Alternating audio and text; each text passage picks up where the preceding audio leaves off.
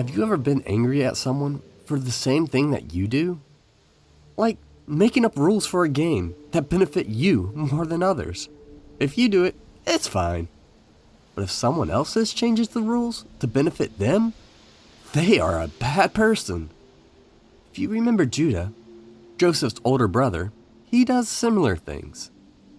However, in the end, he realizes that if he doesn't like being treated unfairly, maybe he should not treat others unfairly. Judah cannot take the guilt of selling his younger brother into slavery. His dad is a mess, always moping about how Joseph is dead. This is not the kind of life he wanted when he sold his younger brother. He was hoping his dad would finally notice him, with his brother out of the picture. But he isn't as wild as his older brothers, and he will never be as good as Joseph. Maybe if he just left this place, things would be better. Maybe if his messed up older brothers were no longer around him, he could be a better person. And if you want to hear the story about how crazy his brothers are, you can check the link below. So, Judah moves to a friend's house. He is done with his family. He will be better on his own. At first, it seems to go okay. He finds a beautiful girl to become his wife. They have kids. Things are looking up. Judah even finds a beautiful bride for his first son. Her name is Tamar. Unfortunately, this is where Judah's sins start to catch up with him. His eldest son is so evil that God leaves him to his own wickedness and he dies shortly after they are married. This leaves Tamar as a widow in a new family. In those days, it was the duty of the dead husband's family to take care of the widow. So Judah does his duty and marries Tamar to his second son. Yeah, I know it's a bit weird, but that's how they took care of widows at that time. Unfortunately for Tamar, Judah's second son is worse than his first. He is evil and selfish through and through. He does not love Tamar at all. Instead of helping her and caring for her as he should, he abuses her and then dies because of his own wickedness. Once again, Tamar is left alone in a family where she is unwanted. This girl is cursed, Judah thinks. If I give another son to her as the law requires, he will die as well. So Judah sends her away to live with her parents. She will no longer be his problem. And maybe his family will live a bit longer now that she's gone. Unfortunately, it didn't work. Judah's wife soon dies. He begins to feel the grief that he caused his father. He killed his brother in his heart by selling him as a slave and deceived his father into thinking his son was dead. And now all he knows is death. All that is left of his family now is his one son. Elsewhere, Tamar is left alone, discarded and uncared for. Her family already tried to have her married, but all of her husbands were wicked and died, and now nobody wants her.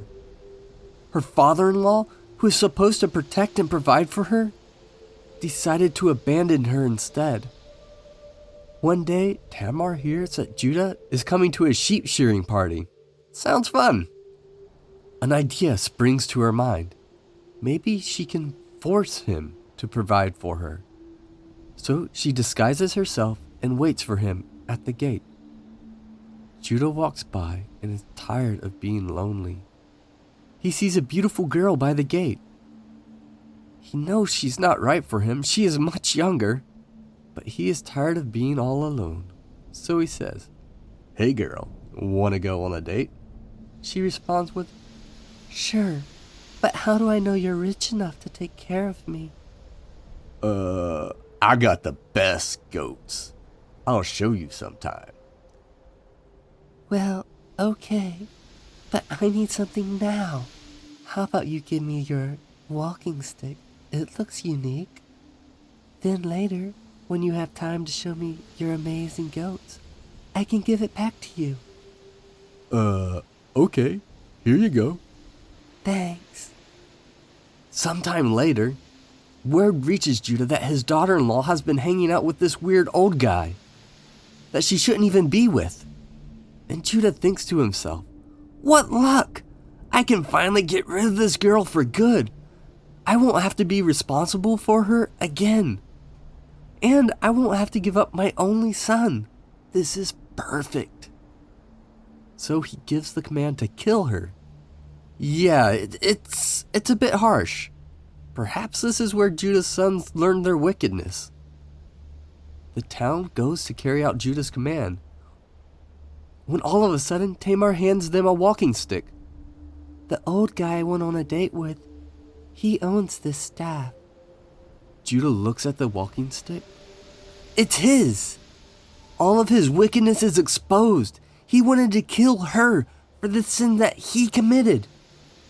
It was not his crazy brother's fault that he sinned against his father and his brother, and it's not Tamar's fault that his sons died. And it's not Tamar's fault that she's on trial now. It is his fault. It is his sin. His sin follows him wherever he goes. Now he must repent. Now he does the opposite of what he's been doing all along. He can no longer run from this, so he hangs his head and exclaims, she is more righteous than I. I refuse to provide for her, as I am required to. So Judah took Tamar into his family and provided for her. He chose to live differently. He chose to stop running from his sin and allow God to forgive him. Thank you for watching. Consider liking, subscribing, or sharing this video with a friend.